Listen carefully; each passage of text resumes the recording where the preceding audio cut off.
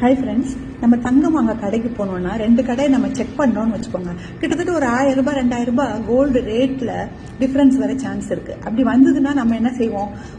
இந்த கடையில கொஞ்சம் 2000 ரூபாய் கம்மியா இருக்கு, நம்ம இங்கே வாங்கலாம் அப்படின்னு சொல்லிட்டு நம்ம அங்க வாங்குறதுக்கு சான்ஸ் இருக்கு.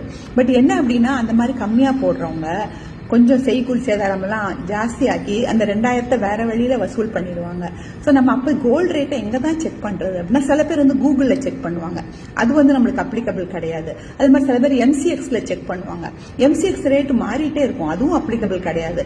அப்ப என்ன ரேட் தான் அப்ளிகபிள் அப்படின்னு கேட்டீங்கன்னா, IBJA அப்படின்னு ஒரு சைட் இருக்கு. அதாவது Indian bullion and jewellers association அப்படிங்கறத IBJAன்னு சொல்றாங்க. அந்த சைட் தான் நம்மளுக்கு டெய்லியும் 2 times என்ன ரேட்ல கோல்டு வாங்கணும் விற்கணும் அப்படிங்கறத அனௌன்ஸ் பண்ணும். மார்னிங் 10 to 11, ஈவினிங் 3 to 5 இந்த ரேட் அது சொல்லும். அதான் பிக்ஸ் பண்ணி சொல்லும். அந்த ரேட்ல தான் நம்ம கோல்டு வாங்கணும் விற்கணும்.